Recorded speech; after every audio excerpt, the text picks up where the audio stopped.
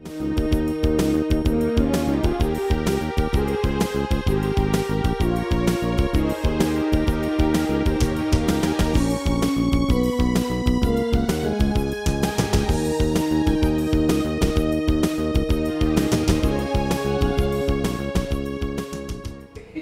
pledge allegiance to the flag of the United States of America and to the republic for which it stands, one nation, under God, indivisible, with liberty and justice for all. If we would observe a moment of silence for those who are serving us here and abroad to protect our country.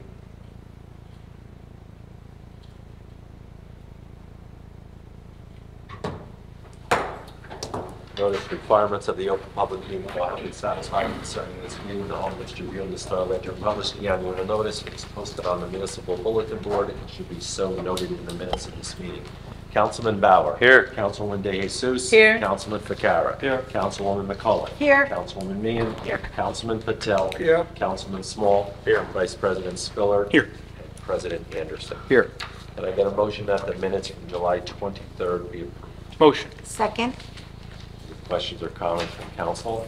All in favor, aye. Aye. Opposed? Ayes have it. Beginning with second reading ordinance this evening, we will take letter A first, which is an ordinance amending Chapter 7, which is traffic with regards to restricted parking on Ridgedale Avenue in the Woodbridge section. Can I get a motion that this ordinance be taken up on second and third reading and the public hearing be open? Motion. Second. Any questions or comments from council? All in favor, aye. Aye. Opposed? Ayes have it. Public hearing is now open on handicap parking. There are no comments from the public. Can I get a motion that the public hearing be closed, the ordinance be adopted and submitted to the mayor for approval as required by law? Motion. Second. Any questions or comments from council? All in favor, aye. Aye. Opposed? Ayes have it. Letter B, an ordinance authorizing the subdivision of Lot 1 within Block 3.02 in the Hope Lawn section of Woodbridge Township. Could I get a motion that this ordinance be taken up on second and third reading and the public hearing be open? Motion. Second. Any questions or comments from council? All in favor, aye. Aye. Opposed? Ayes have it. The public hearing is now open on letter B, the subdivision only. Letter B. Hear no comment from the public. Can I get a motion that the public hearing be closed, the ordinance be adopted and submitted to the mayor for approval as required by law? Motion. Second. Questions or comments from council? All in favor, aye. Aye. Opposed? Ayes have it. Letter C is an ordinance adopting the 211 East Inman Avenue redevelopment plan. Can I get a motion that this ordinance be taken up on second and third reading, the public hearing be open? Motion. Second. Any questions or comments from council? All in favor, aye. Aye. Opposed? Ayes have it. The public hearing is now open on letter C only. Hear no comment from the public. Can I get a motion that the public hearing be closed, the ordinance be adopted and submitted to the mayor for approval as required by law? Motion. Second. Any questions or comments from council? All in favor, aye. Aye. Opposed? Ayes have it. Letter D is an ordinance to vacate and extinguish the public right-of-way of a portion of Mary Fee Lane in the Hope Lawn section of Woodbridge Township.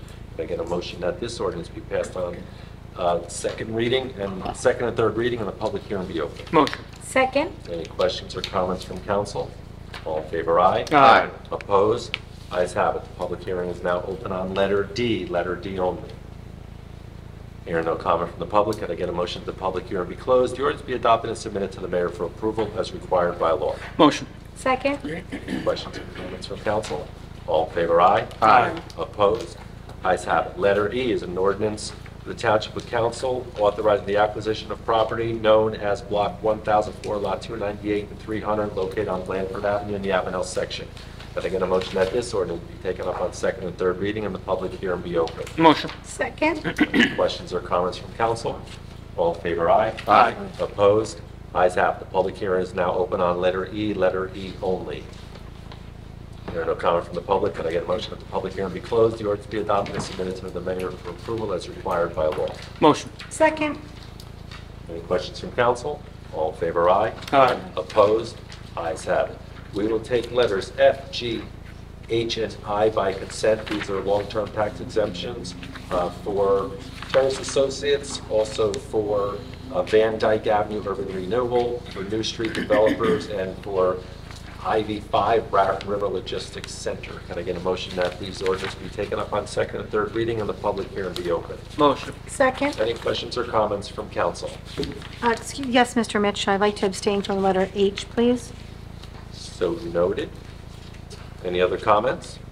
All in favor, aye? Aye. Opposed? Ayes have it. The public hearing is now open on F, G, H, and I.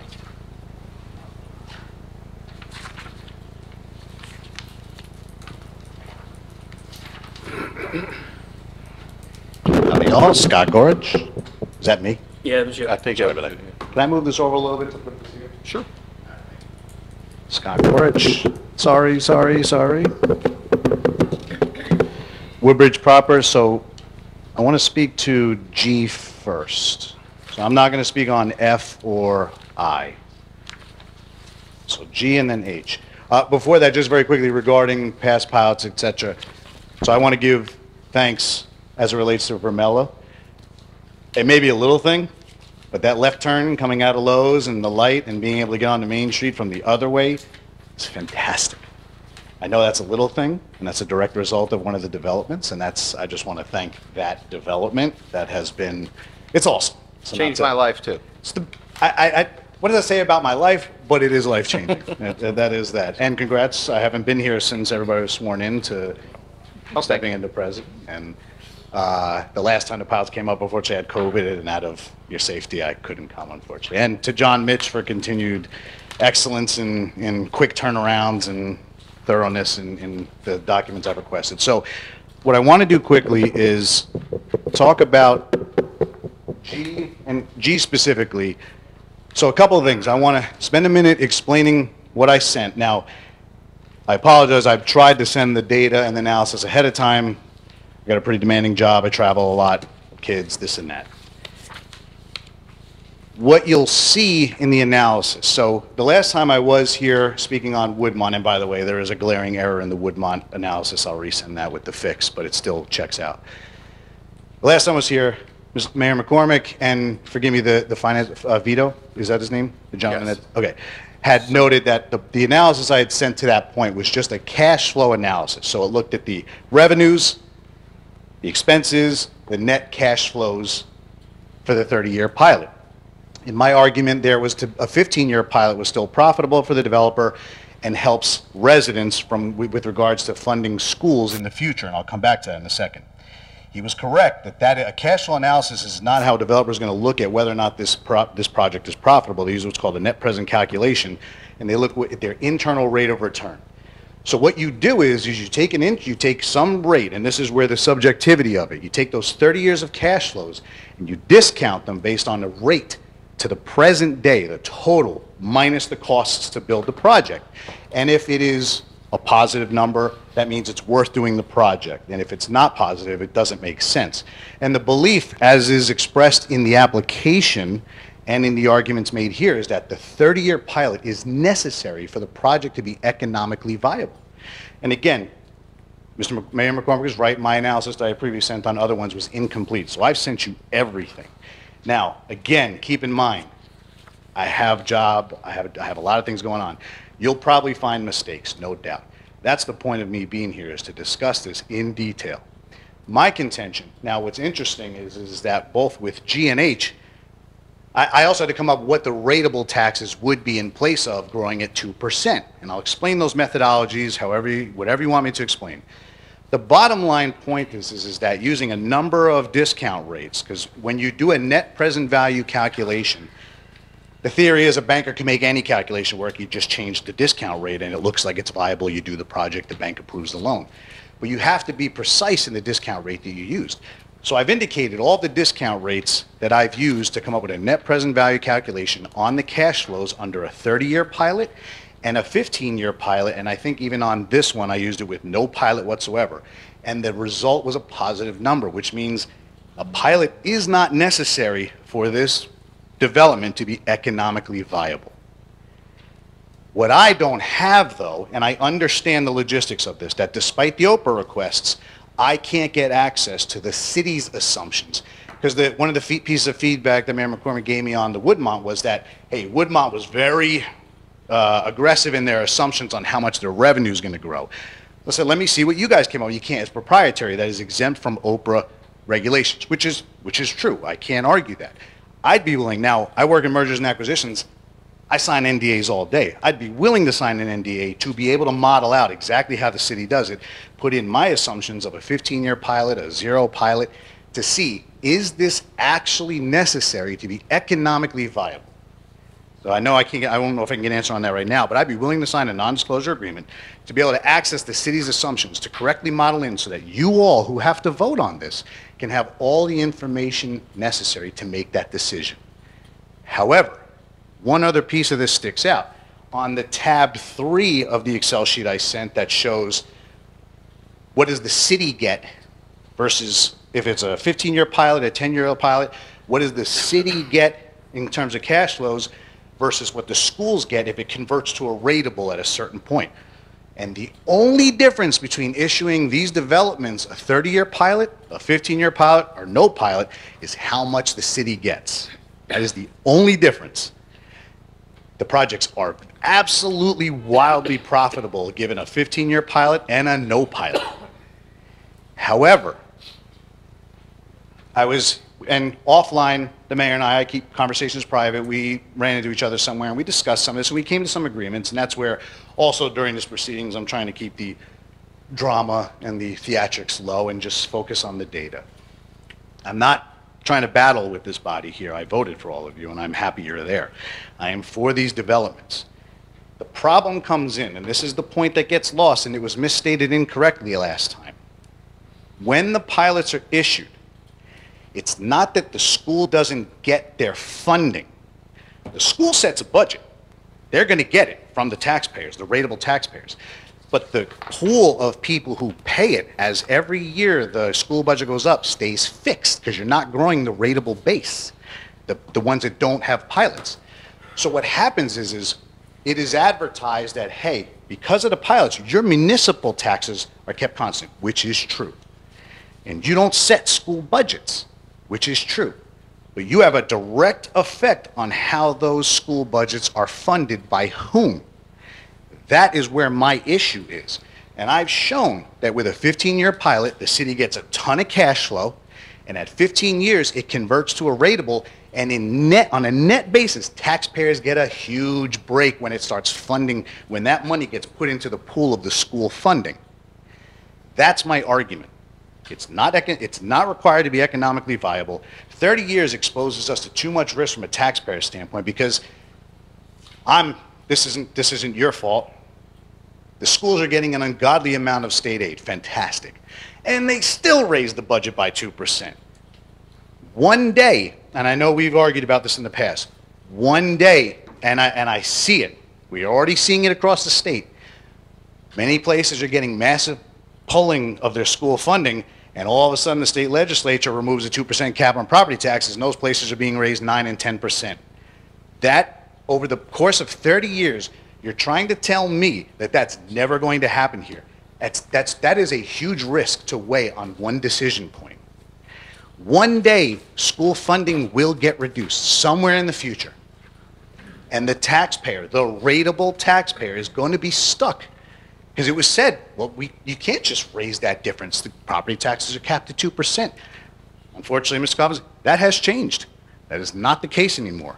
That is my future in 15, 20, 30 years. And I get it. It's hard to make this argument here about something that's 15, 20, 30 years down the road. I've seen it before. That is the ebb and flow of how these state politics work. And we insulate, the argument is, well, we're just the city here. We're only controlling what we control. I'm asking to be more responsible in how we issue these pilots.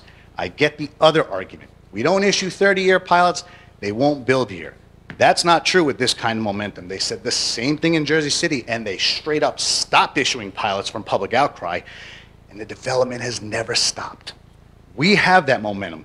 If anyone chooses, let me not be dramatic, I'm not dissing other cities. If someone chooses Carteret or someone else to build the building X with a restaurant, have fun. They need to be here. They know that. That's why they're all coming here. They're really coming here because the word is out that we only issue 30-year tax pilots.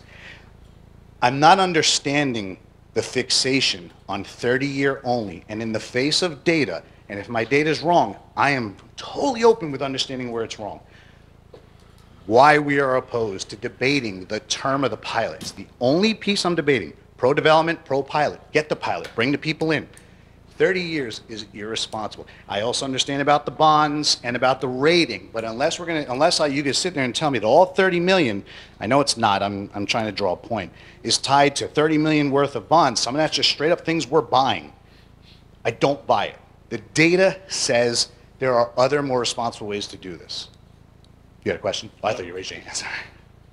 So on the ordinance for H, I showed that even with an aggressive discount rate, the rate of return on this project with a 15-year pilot is still a 12.8% return. The internal rate of return with a 30-year pilot is 12.92%. With a 3.5% discount rate, it's 12.813% return, and with no pilot, it's still 10% return. I use 3.5% because on the New Street development, that was the cost of their capital, 3%, so I use 3.5% as a discount rate. It is still wildly profitable, even with a 15-year pilot.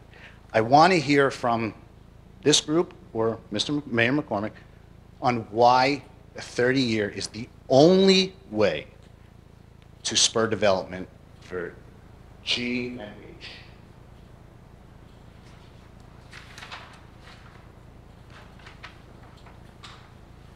What I'm ultimately asking is to pull this from the vote, talk internally about my data, bring it back, and secondly, with H, it was listed in the letter of recommendation on the Costello lot that it was supposed to be mixed use, but the application only says residential. Does that need to be redone? Is that your question? So, well, the first question is for specifically 555 New Brunswick. Help me understand why a 30-year pilot is the only way forward. Okay. One, I really appreciate the knowledge that you have and the information that you're bringing forth. However, as you pointed out in your statement, there's a lot of information that you're not privy to, and as a result, there are some flaws in your calculations. And that's true, because there are some business expenditures that are not in the information that you've been privy to based on information that cannot be disclosed to you. All right? So you see where the asymmetric battle is, where how is the public supposed to have a voice in something they don't have access to? I didn't mean to cut you off, I'm sorry. Okay. You know, from a school perspective, you know, and I've spoken to you about this and where we've benefited, our parks and recreation, what we've been able to do school-wise. We're right now embarking on another project of building another school in our Hope Lawn district, which is an area where we closed schools back in the 80s. And now we're able to build schools there. We have schools, Ross Street School, my children benefited from it. Councilwoman De Jesus, her children went to that school. So as far as the benefit of the program, and we've gone back and forth about the ultimate difference. It's a matter of opinion of the benefit of a 15 or the return on an investment as opposed to a 15-year pilot to a 30-year pilot. And you use a word like irresponsible. I don't believe that to be true, because From this perspective, from this side, without the information. Yes. Let me make that statement so it's not insulting. I meant from the outsider's view. No, and I appreciate that. We believe it to be an incentive that does promote development, positive development here in Woodbridge Township. You can see some of the development. You know, you mentioned the left turn out of Lowe's. The road itself, you know, which was more county funding, but that was all sparked by the project that Vermilla brought to. It needed a reason to be there. And it's changed. It's Absolutely. changed the downtown traffic already. Other than that, what I will do is I'll just ask Mayor McCormick if he'd like to make a comment on it, because Mayor McCormick has obviously done an extensive research on this, especially some of the questions that you might have brought to them, but when we're presented with this, we have an administrative team that does a lot of research, and we do rely on some of their expertise there. Of course, but yeah. you know, especially with Mayor McCormick, with his extensive experience in the area of pilots and the development of that such. So, Mayor, if you would. Thank you, Council President. First of all, the applicant only applied for a 30-year pilot. They did not apply for a 15, they did not apply for a 20. So we're not responsible to look at things they didn't apply for. We evaluated the 30 and we made our report to you recommending that you accept the 30. When we get pro forma numbers from a developer, we immediately look through all of them and we implement our own estimates because we have a pretty good knowledge now of what rents are, what they will be, what expenses should be, what interest rates should be. We basically recast the numbers that they present to us. Keep in mind that they, if they do things right, have one set of financials that they give to a bank. They're supposed to use that same set of financials that they used for us. They can't, and it's been a national issue lately, they can't use one set for their insurance and their taxes and another set for their bank loans. They got to basically keep things consistent. So we go through a very exhaustive analysis of their numbers. The first and biggest difference between our numbers and Mr. Gorwich's is he, again, fails to account for the crossover impact that built into every pilot is a safeguard that if at any time the regular taxes are greater than the pilot, we go back and we get the regular taxes. So it's a safeguard. This is about a $300,000 swing on these numbers here. They're not in his numbers that we know we're going to get. And it's not simply comparing them. It's complicated. You take a percentage based on a pre-agreed formula that we negotiate when we do the pilot, but safe to say his numbers do not account for the crossover impact. They never have. The administrative fee is laid out right in the application of 2%. That is not in his numbers. What we call CapEx. Over 30 years, there's certainly going to be breakdowns in the capital infrastructure. Elevators going to break, escalators going to break, equipment's going to break, buildings are going to start to wear and tear and need improvements. So we account for a 1.5% annual allocation into a capital reserve fund for those type of expenses. That's not in the pro forma analysis provided by the developer. It's not in Mr. Gorwich's analysis, but all these numbers add up and say when somebody said it's making a lot of money, it's really not because all these expenses were missed. Interest on debt was not accounted for in his analysis. There's 2/3 debt, 1/3 equity, and the debt has to be paid, and interest on the debt has to be paid. We calculated that and put that into the analysis. Also, investors aren't going to wait many years before they start getting paid back. The investors who put their equity up certainly know it's a long-term investment. They're not looking for money instantly, but certainly at some point they're going to start to say, we want to start seeing a return on our investment. The amount of municipal taxes in his analysis is incorrect. 90,000 should be 177,000. His analysis doesn't account for the fact that the project will lose money in the first several years, and that has to be made up. So the investment has to be repeated. More money, equity money, has to be put into the project to cover the losses in the first few years. It's got to be funded somehow. Probably not by debt, most likely by equity. It's a capital call. Every once a year you contact your investors and say, okay, we are still not making money. We need to put more up to cover it. So that's not accounted for there. We also have spoken about the fact that loans are generally matched to results. So no one is going to give a 30-year loan if they know that after 15 years, one of the very largest expenses in the pro forma, which is property taxes, are going to go from a pilot to not a pilot. There's debt coverage ratios, there's all kinds of things in these agreements that the borrower getting money from a lender has to meet these covenants, and it's important to realize that you match your expenses with your loan. No one's going to give you 30 years if your numbers are that different and you're 16. Any analysis of school taxes in this debate is flawed. School taxes have absolutely nothing to do with this analysis. School districts get their money no matter what. I've said this constantly for years. It doesn't matter if a skyscraper is built on Main Street and the taxes are $5 million and the school is 60% of that. And I asked somebody, how much do you think the school's going to get to spend in addition because of this skyscraper?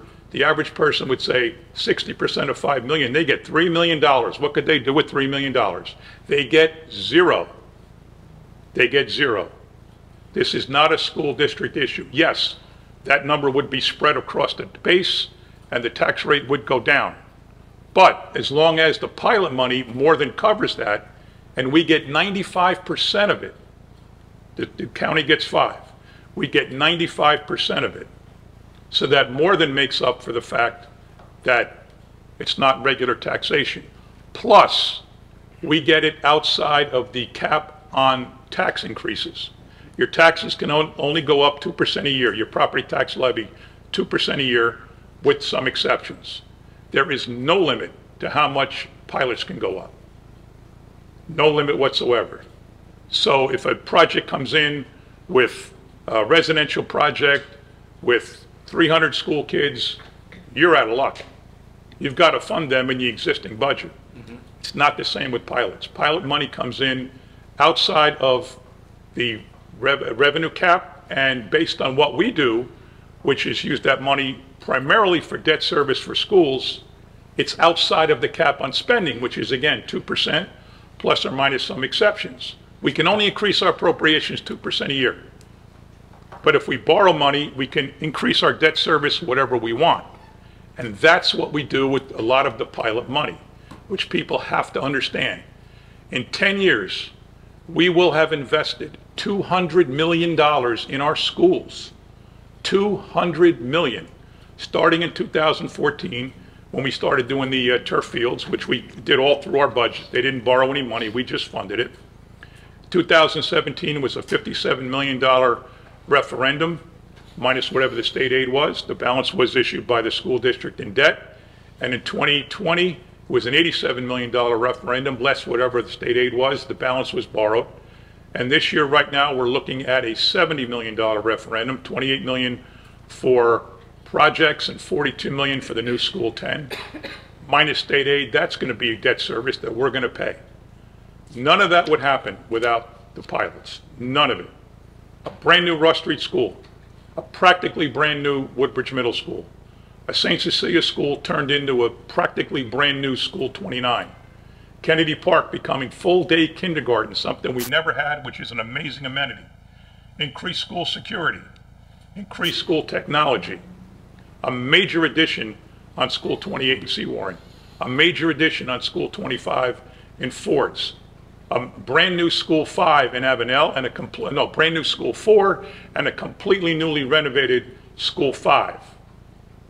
This year's projects, doors, painting, things that have been ignored in the school district for many, many years. Now every school is going to get something. And I think one of the best things that has ever happened for the school district, and a lot of people, you will agree, a brand new School 10 in Hope Lawn. You can't measure that. It's a $42 million investment that probably would not happen without the pilots. And now kids who travel 35 minutes each way by bus are going to walk to school or be transported from South Forwards or from Caseby right to that School 10. It's a monumental impact on people's quality of life. It's a monumental impact on kids' education. None of these things can be measured in numbers, but we know what they mean. No one else is building new schools. No one else is building major additions to schools. No one else got a school for full-day kindergarten. Our security is phenomenal, all because of pilots. You can run all the numbers you want. You can't measure that. And that's one of the reasons why we do the pilots. Other advantages, 30 years, if we could do 50-year pilots, I would do 50-year pilots. That's how good they are. These people would not develop without the pilot. With the numbers we run, for example, the Costello's project on New Street, we show it barely breaking even after 30 years, barely. Now they make a management fee, and they can do things with expenses. They have a economies of scale because they already own an apartment building next to it. So there's a lot of advantages why they would do it. You'd say, why would they do a project they're barely breaking even? There's other ways they can make money, but the biggest thing is they're going to sell it someday. And they're going to sell it at a very significant profit over what they invested in it. And that's why do people buy NFL franchises and baseball franchises? Not to make money. They buy them because in 20 years they're going to sell it for $1 billion more than they bought it for.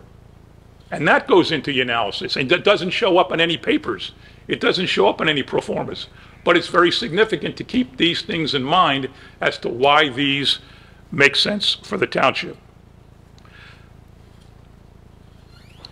The pilots for Costello's, which is the one we're talking about, has an ancillary benefit of 2 very awful residences behind San Remo's Pizza on the corner of New Street and North William opposite the Costello's site. Costello's has a quite ugly tall brick building on the corner that's coming down. Attractive apartments are going up, and those 2 awful houses, and if Mr. Hubner could reveal things about those houses and how many times the police have been called to them and what goes on there, now they're gone. That's a very significant additional benefit for this project. We're going to make $3.4 million over 30 years in this project. That right now we're getting $36,000 in taxes as a municipality. And like I said, that comes in within the budget. We can't spend that separately. We can spend the whole $3.4 million any way we want with no restrictions because it comes in and it goes out outside as long as you use it for debt service. And it's not just schools. As you all know, we have a very aggressive road program, very aggressive. We pay $5 to $6 million in roads every year, 44 roads, I think, this year. That doesn't happen in most towns. We have a very aggressive sewer program for drainage. We have a dozen projects where there's flooding, and tonight we'll see if they work, if they've worked. We have outstanding parks. The things we're able to do with pilots can't be measured. And I'll just close by saying one of the statements here, and I'll try to find the exact statement. The project is more profitable without a pilot than with one. I'll repeat that. The project is more profitable without a pilot than with one. How in the world can anybody make that statement? You're telling me that you're taking one of your largest expenses and you're going to lower it and the project's going to be more profitable. Simply doesn't make sense. Pilots are always better for anybody's bottom line, and that's why the developers apply for them. And they want that benefit over 30 years instead of 15, which is why they apply for 30. So when you put the whole package together, pilots are clearly beneficial to developers. I would submit that in most cases, maybe not most, but certainly many of the pilots we've issued over these years have ancillary benefits of cleanups. All the warehouses weren't contaminated sites. They have the ancillary benefits of jobs, union jobs during construction, permanent jobs. That's our residents. You can't measure the impact on jobs. All these things that I'm saying, it's more than a pro forma. Way more than just a bunch of numbers.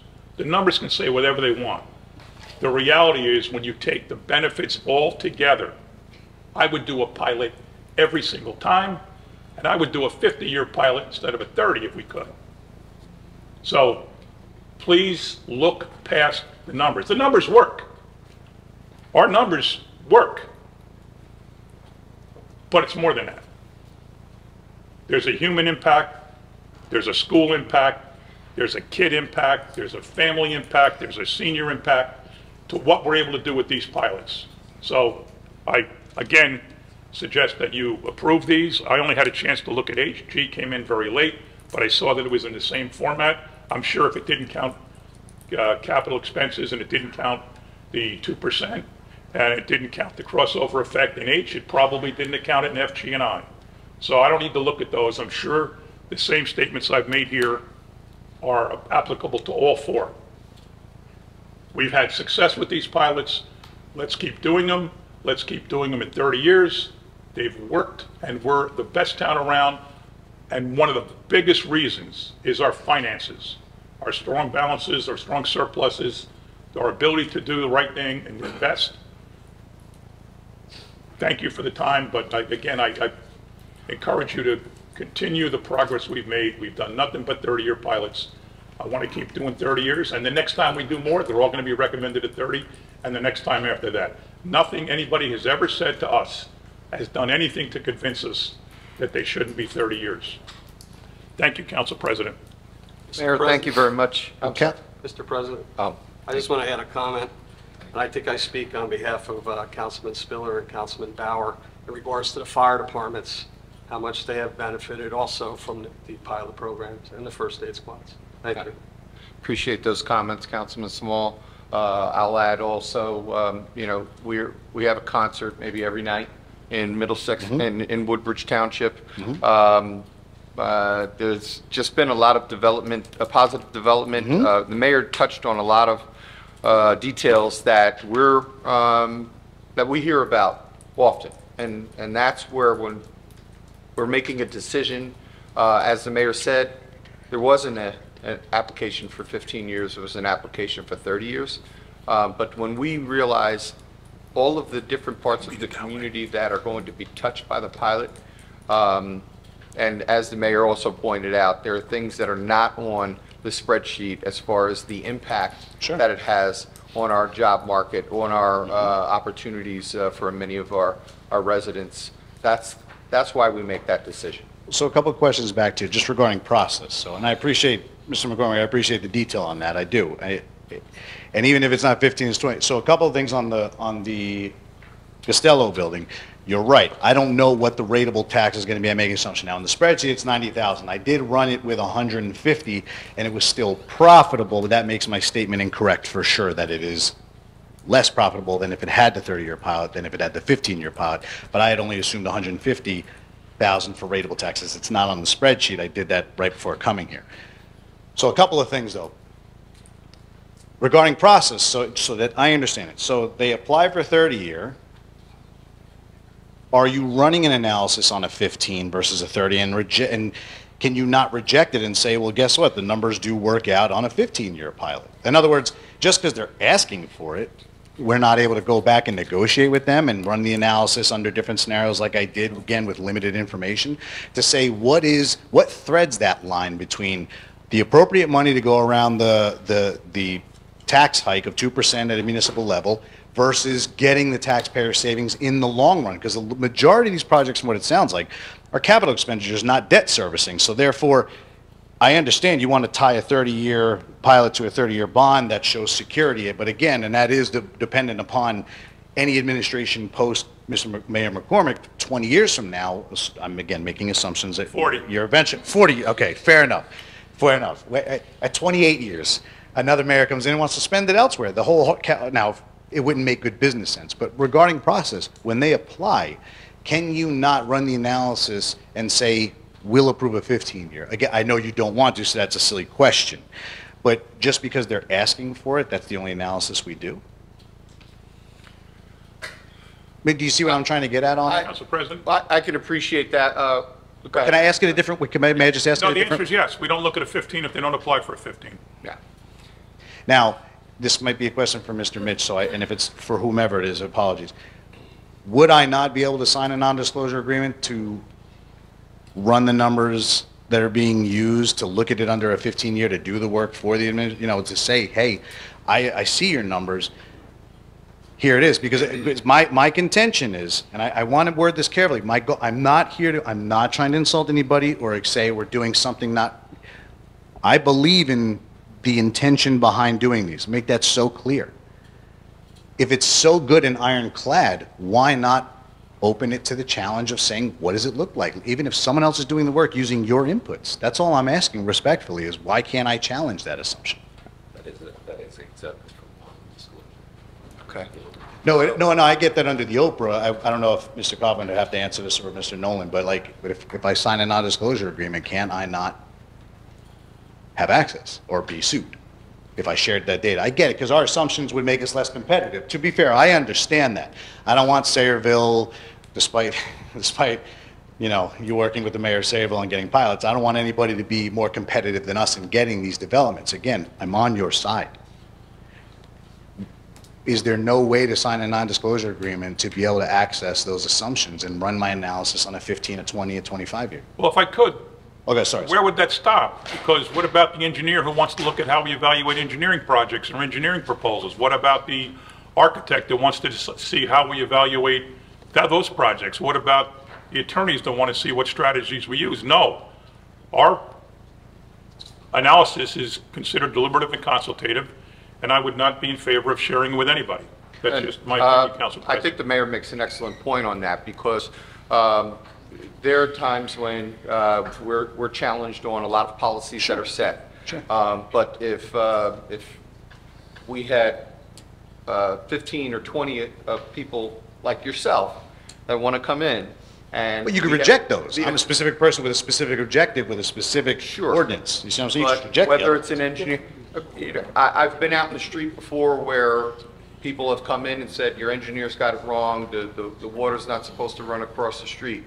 I'll talk to our engineers about it, but at that same point, we can have arguments all day with people that have experience in a certain area, but they don't work for the township, and they're not elected officials. So we are making the decisions on behalf of you, and I appreciate, I'm sure the council appreciates your support of us, but at the same time, to entertain every disagreement and a proposal of, well, have you thought of it this way?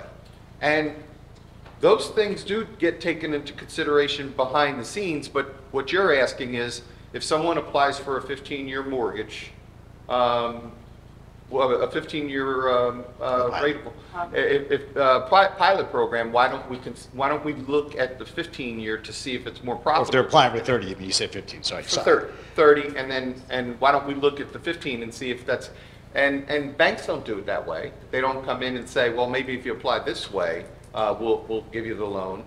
They either accept it or reject it based on the numbers. Based on their credits, I mean, no offense, that, I don't think that's the fairest comparison, not to get like too specific. I understand the point, I get the point you're saying, like, if the bank's, someone's applying for 30-year, that's more profitable bank, why would they ask for 15-year? It doesn't help them as much. I understand that point, sorry.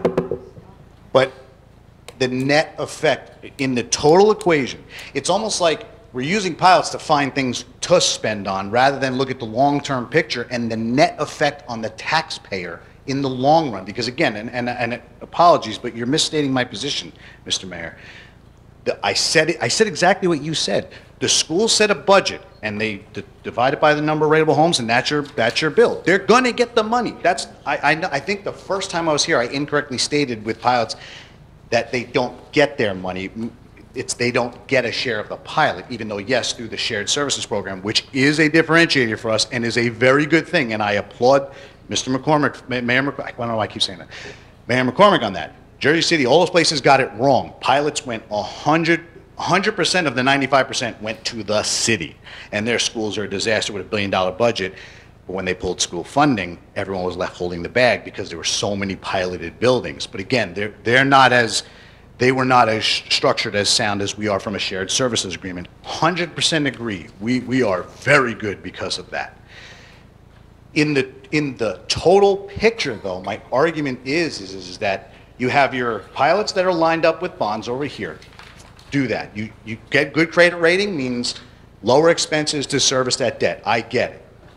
You have pilots lined up for bonds, you have pilots lined up for immediate expenditures, those one-time expenditures that then get back in the pool, et cetera. But over the course of 30 years, there should be a shorter break point in which the taxpayer gets a break.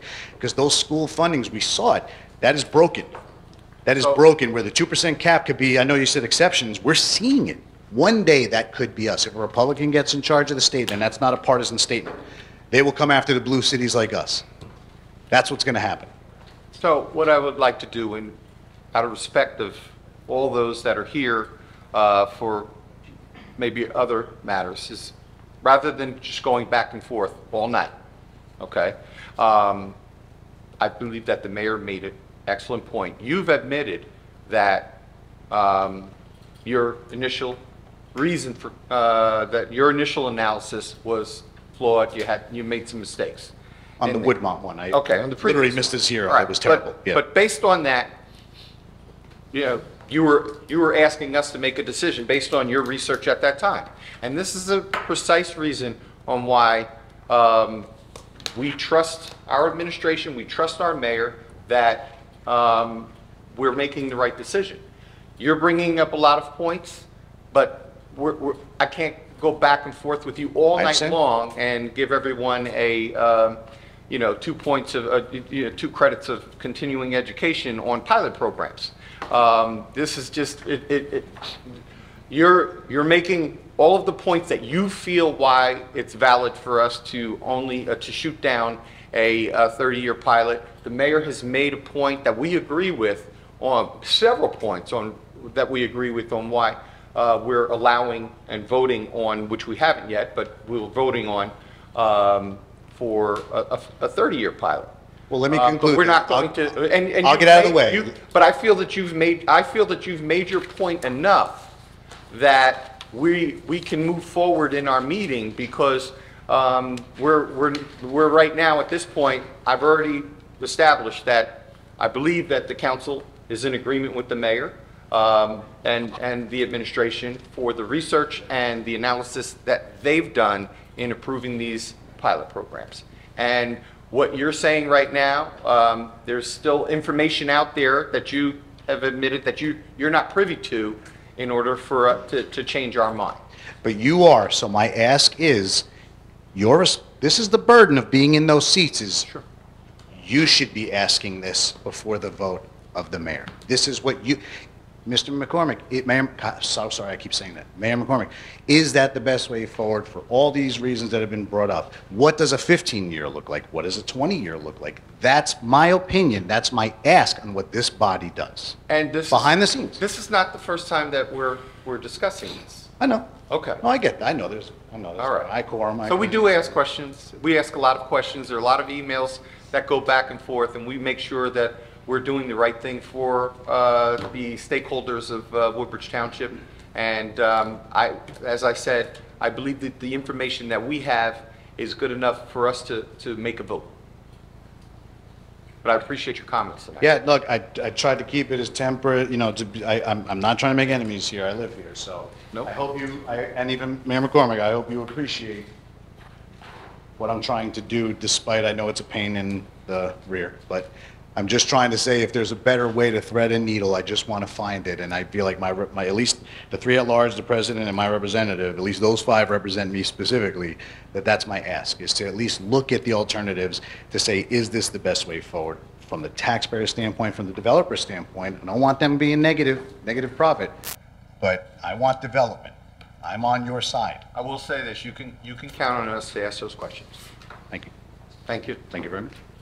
Are there any other comments tonight on F, G, H, or I? There are no other comments. Can I get a motion that the public hearing be closed and these ordinances be adopted and submitted to the mayor for approval as required by law? Motion. Second. Any questions or comments from council? All in favor, aye. Aye. Opposed? Ayes have it. Letter J listed before you is a first reading ordinance. Can I get a motion that this ordinance be passed on first reading, published in the Home News Tribune on Friday, August 9, 2024, with notice of public hearing to be held on August 20th, 2024 at 6 p.m. Motion. Second. Any questions or comments from council? Yes, Mr. Mitch, I'd like to abstain from letter J, please. So noted. Any other comments? All in favor, aye. Aye. Opposed? Ayes have it. And finally, Mr. President, you have resolutions 1 through 21 listed before you. Can I get a motion to approve 1 through 21? Motion. Second. Are there any questions or comments from council? Mr. Mitch, I'll kindly ask my fellow councilmates for their consideration and support on resolutions number 3 and 4. Any other comments? All in favor? Aye. Aye. Opposed? Ayes have it. Thank you.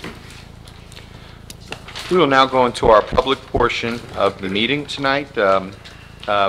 Please, when you approach the microphone, please state your name, the section of the township that you live in, or the state, and you'll have a one-time opportunity to speak up to 5 minutes. Any videotaping must be done in the blue ribbon area, And just we ask that you're respectful of one another and make sure that you keep any signs that you may have out of the aisles for safety reasons.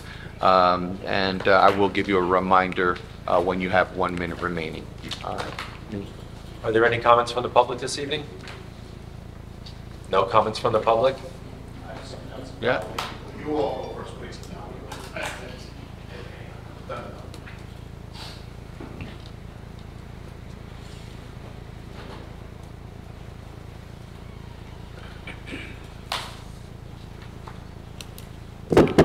Good evening, Mayor and Council. I'm not a resident of Woodbridge. I live actually in Ocean County, in a Oh, thanks for being here. lovely place. Well, the rain coming up was a lot of fun, I'll just tell you that much. But Your first name, sir? sure, my name is Barry. Last name is Bender, B-E-N-D-A-R. Thank you. I live in Forked River, New Jersey, and I'm a member of an organization called Voter Choice New Jersey. And what we're doing as a, whoops, I'm going to keep my hand off of that because it makes noise. What we're doing is we're promoting something called ranked choice voting here in New Jersey. I don't know if folks are familiar with ranked choice voting, if I should give a quick description, or are people knowledgeable, anyone? Whatever you would like to Okay, speak I'll go about. real quick. Ranked choice voting, instead of, when there's more than 2 candidates running for a position, instead of picking a candidate, you rank the candidate in your order of preference, your first choice, your second choice, et cetera, et cetera. When the votes come in, if none of the candidates have more than 50%, meaning a majority, not just a plurality, because what we use now is called plurality voting, a majority of the votes, the lowest vote getter then drops off. Anyone who chose that candidate as their first choice, their vote then moves to their second choice. And this continues over and over until one of the candidates receives better than 50% of the vote.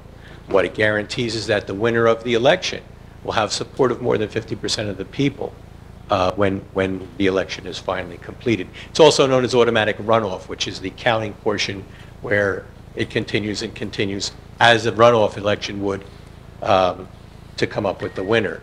What it also does is, for those towns that do have runoff elections, it eliminates the need for a runoff election and the expense of a runoff election, which we've found in many cities where the turnout as the runoff elections continue gets lower and lower, and you have less people voting.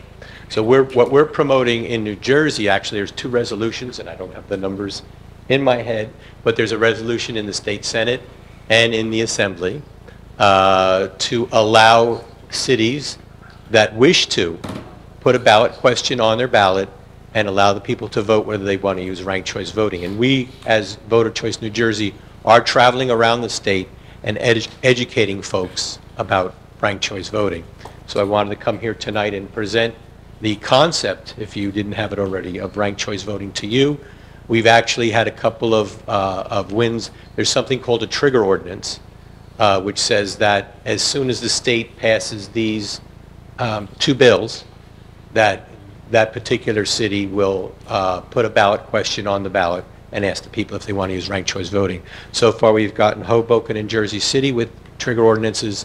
We got a resolution from the borough of Red Bank also supporting ranked choice voting. As I said, we're early in the game, but we're traveling around the state promoting ranked choice voting. And I'll give you a benefit. This past general election last year in Kearney, the mayor of Kearney was elected with 37% plurality, which meant 63% of the people didn't want that person to be mayor of their town. Ranked choice voting would eliminate that kind of situation from occurring. So just wanted to share with you folks. If there's any questions I can answer for you, I'd be happy to do so. I have other folks here that are with me from our organization. Well, thank you very much for the education and the information. This is broadcast, so there will be people that will be watching, but we do appreciate you coming to our meeting tonight. Thank you very much. Thank you. Are there any other comments this evening? Hi, I'm Luke. I'm from Island. I'm also with them. I'm also here to advocate for ranked choice voting. I support it because we believe that it helps bring up candidates that are like who have more candidates who are more diverse, like people of color, women, candidates that like you know, poll low, or candidates like that, and that it helps makes voters more likely to come out to vote if they see a candidate who, might not be that mainstream, but they can still vote for it and have their voice heard. That's all. Thank you. Thank you for your comments. Any other comments? Hi, good evening, everyone. My name is Veronica Akezua, and I am here from Jersey City, New Jersey. But I was born in Middlesex County, and I went to Rutgers, which I believe is in Middlesex County as well.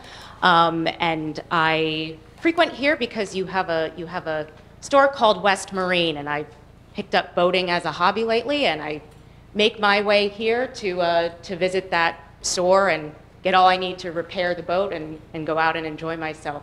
But like my colleagues here from Voter Choice New Jersey, I'm here to show my support for a ranked choice voting trigger ordinance or a resolution. There are 564 municipalities in New Jersey. I worked for the State Office of Innovation, and I stood up their data and policy program, so I know how, a little bit about how New Jersey works, and there's a strong sense of home rule here. I know we have several different forms of government, but I'm here to, really ask that folks think about what a resolution or trigger ordinance in support of ranked choice voting can do.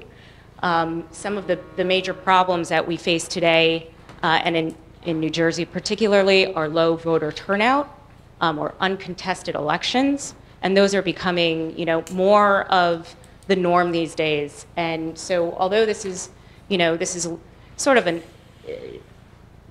electoral process or a government process issue, it's still extremely important. We have seen that, ranked choice voting is used in over 60 cities in the nation. It's been used for over 100 years in Ireland and Australia as their main system of electing candidates. And overwhelmingly, the population, the voters, they express a much more positive voter experience. And we know that today in this country, democracy is becoming an issue. And we need people to be more engaged in our elections. And we think that this is this is one reform that is going to get people out interested in their local government. A lot of people, don't come out to City Hall, and I know you would like to hear from a lot of your constituents on matters that, impact them. Well, I strongly believe that something like ranked choice voting is that catalyst that can really get people more involved. They'll be more involved with the people running. They'll learn a little bit more about who's in government because people feel like their vote is not wasted.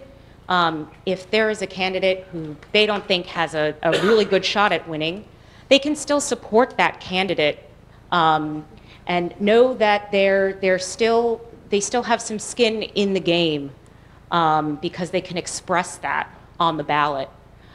So we hope to have some voter education events that encourage people to vote and be involved in local elections, and also to teach them about ranked choice voting, how it works. We like to do rank the bagels. We are New Jersey after all, so or rank the pizza toppings, another favorite New Jersey topic, or rank the music artists. We've got a lot of great musical talent that comes from New Jersey. So these are some of the programs that we like to put on for the public. We like to have a venue host this event, and it's a nice community event. 1 minute left. Thank you. So we hope to run some of those programs here. And as Barry mentioned, Hoboken and Jersey City recently passed trigger ordinances, but we are really looking for councils across the state to consider ranked choice voting. We don't just want this to be a North Jersey thing. Red Bank did pass a resolution. That's not North Jersey, but still, we want to see everyone learn about this and get more interested. Thank you very much for having us. Thank you for your comments, and I know someone who would probably be interested in the bagel ranking.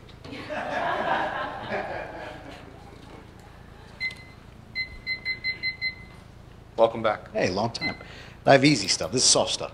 Scott Gorge, Woodbridge proper. So there's three things I was curious about. Number one, when I see other downtowns, which again, we joked when I first moved here that you can't be the town the township is named after and not have the best downtown. Again, I'm on your side. When I go to like Metuchen, Westfield, whatever, in the surrounding areas and other areas, there's a couple of things that stand out. And I want to know what we can do for a couple of areas. Number one, how do we incentivize more trees? Big, lush, canopy, tree-lined streets. I don't know if there's a difference that other towns, the people don't own the sidewalks, but I notice we do, which is I've learned the hard way. And a lot of people have cut down their trees because their sidewalks eventually, do all this. What can we do, maybe via a pilot money program, to incentivize just more trees, just big, luscious, canopy, tree-lined streets? That's number one. That's what I've seen as a theme in other towns. Have you seen the trees right outside this building that were just recently planted? I saw, yeah. Okay. But I mean, like, I don't know the cost of this kind of thing, but how do we spread that out? A lot of like Amboy Ave and stuff, they're very barren of that canopy, which I think is subtle, but is a difference between those towns and ours. You're talking about sycamore trees like you see in Metuchen? Okay, I love that too, but I'll tell you right now, it's a nightmare when it comes to your electricity, and when they come down, they take down a lot of lines. Maybe not sycamore specifically, but just trees as a more concept. I don't know the difference between species and the viability of wires and depth of root. I don't know that stuff. What tears up sidewalks more, I don't know. That's number one. Number two, I thought I remember, maybe this doesn't exist anymore, but I thought there used to be a subsidy program where we would help stores improve their signage, that we would subsidies. I thought I saw where it was a long time ago. If there isn't, can there be one? And then if there is one, do we let the stores know? Like a lot of stores are some of the signs are starting to rip apart. He's not here, but Mr. Vaterik's signs aren't really being kept up to snuff. But that's another difference is there's more consistency of signage, and thank God people like Sharon and others are here with newer stores that's revitalizing them. But can we incentivize or subsidize our program to help cover some of the costs of helping these storefronts, whether on Main or elsewhere, improve their signage to be either more consistent, more attractive, et cetera?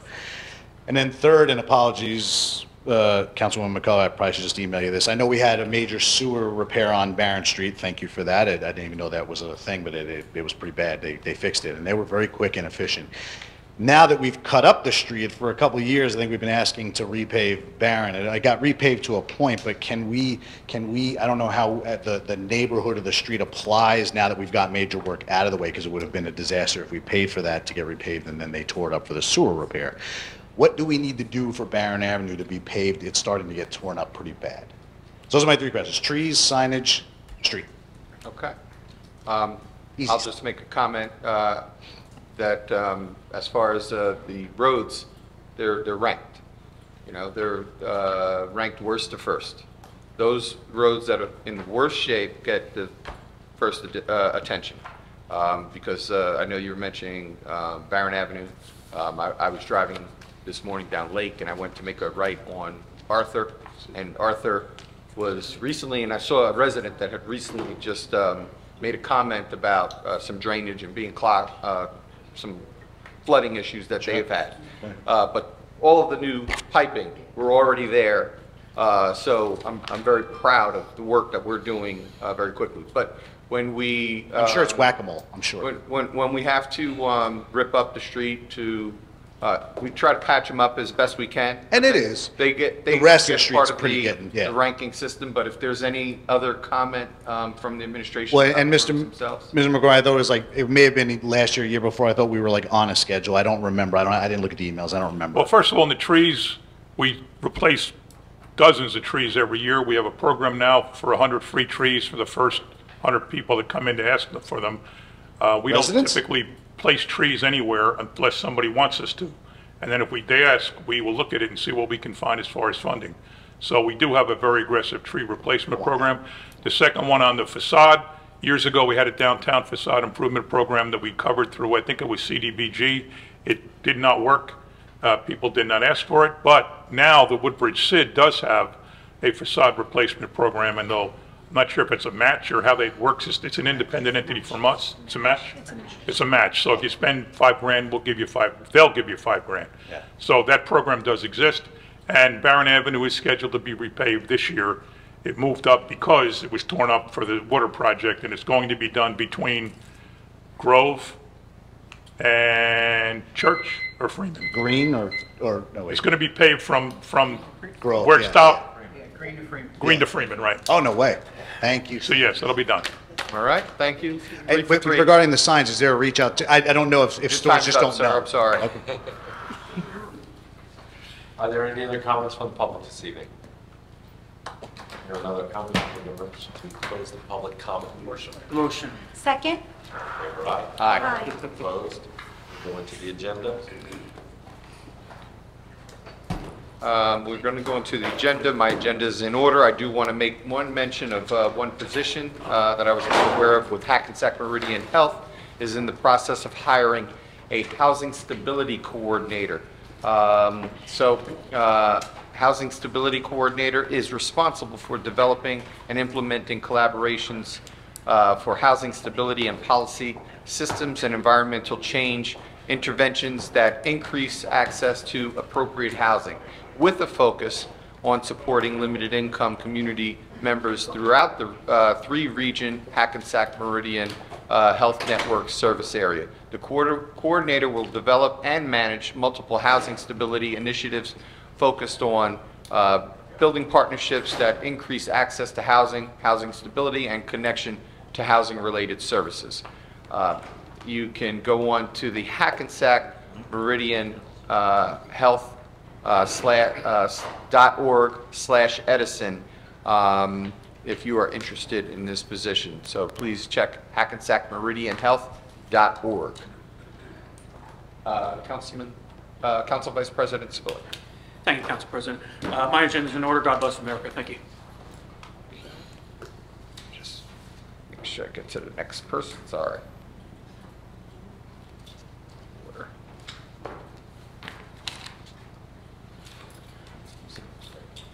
Councilman Ficarra. Thank you, Council President. I have some stuff over here. First of all, thank you goes out to our recreation department, specifically Bobby Tominski, Eileen Fagiano, and Brian Molnar for their great work with our rescheduled pizza run last Wednesday. Over 150 people participated. It was a great run, and it was pulled off very nicely.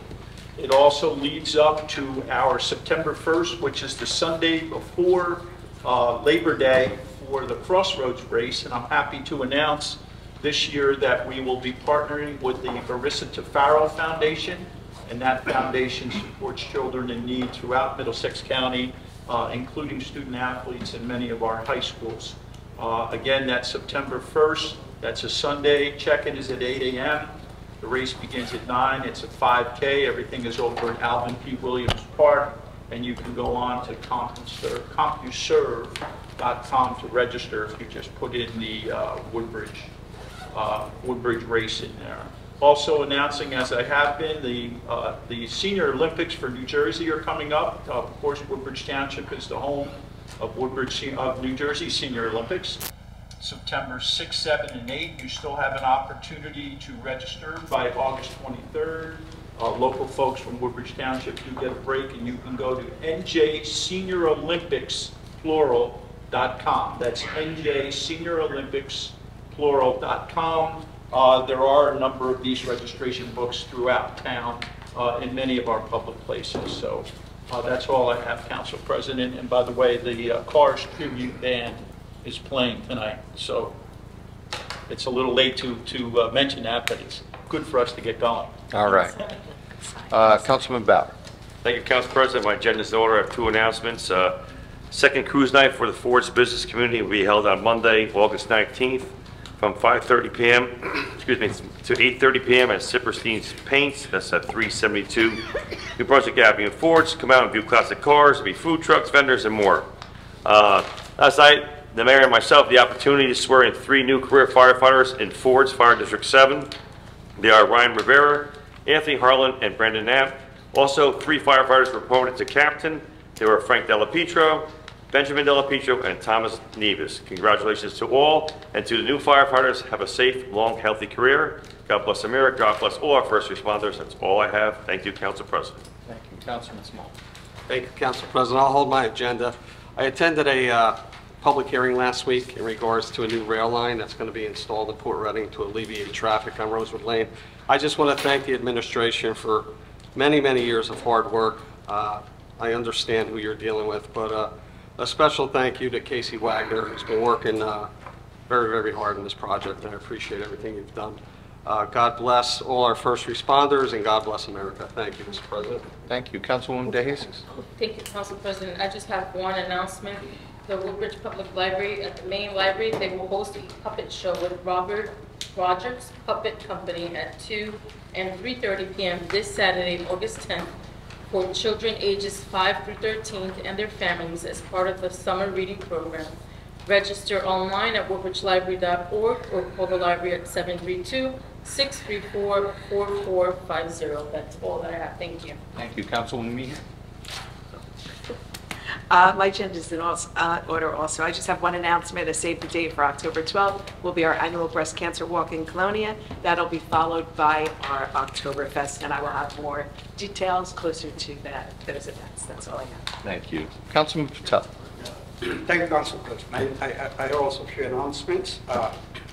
The Indian Business Association is organizing its annual India's Independence Day Parade on this Sunday, August 11th. Oak Tree Road will be closed from Wood Avenue to Courage Avenue from 2 p.m. to 4 p.m. and Oak Tree Road from Courage Avenue to Middlesex Avenue will be closed from 2 p.m. to 8 p.m. In addition to that, the Pakistani American community is also organizing a Pakistan's Independence Day Parade on Oak Tree Road a week later on Sunday, August 18th from 2 p.m. to 3:30 p.m. The Oak Tree Road from Middlesex Avenue to Wood Avenue will be closed to through traffic during these hours. Due to these parades, expect increased traffic and potential delays in the surrounding areas. Please plan alternate routes to navigate through these areas and follow appropriate detours and also follow the directions given by the township police officers. We thank our police director for providing safer traffic and safer float procession during these parades. Also, our township's mobile health unit will be stationed in the Merrill Park on Thursday, August 8th from 9:30 a.m. to 12:30 p.m. And also this mobile health unit will be stationed at the 5 Branches Senior Center on Friday, August 9th from 9:30 to 12:30 p.m. All Woodbridge Township residents will get free healthcare screening at these 2 locations at specified times on those days. We thank our Mayor and Health Director Philip Bujalski for providing this noble service to our township residents. That's all. Thank you. Looking forward to the Indian Day Parade this Sunday. Councilwoman Paul. Thank you, Council President. My agenda is in order. I just have 2 announcements to remind everybody that the farmers market is open in Parker Press, located parking across the street at Berkeley College. To be able to get there, there's an officer there to cross you in Parker Press. It's from 9 to 1 every Saturday. And the other thing I have is to remind everybody that Anchors is now open at 616 Cliff Road in Seawarren. Check social media for all of the events that are being held there. Thank you, Council President. That's all I have this evening. Thank you. What was that? Mr. Mitch? As far as I know, yes. Yeah, you can. My agenda is in order, Mr. President. Thank you. Mr. Wagner? Thank you, Council President. We'll have a few resolutions next week. We will have tax and sewer overpayments, tax appeals, both county and state, and we will have a couple resolutions for 100% disabled veterans. Thank you. Director Hubbard? Thank you, Council President. Nothing this evening. Thank you. Director Dart? Thank you, Council President. Nothing this evening. Director Brew? Thank you, Council President. I have one item. That's a final change order, contract 2023-021. That's for the Pocheck Park pickleball courts that are completed. Right. Thank you. Legal? Thank you, Council President. Motion to adjourn? Motion. Second. Aye.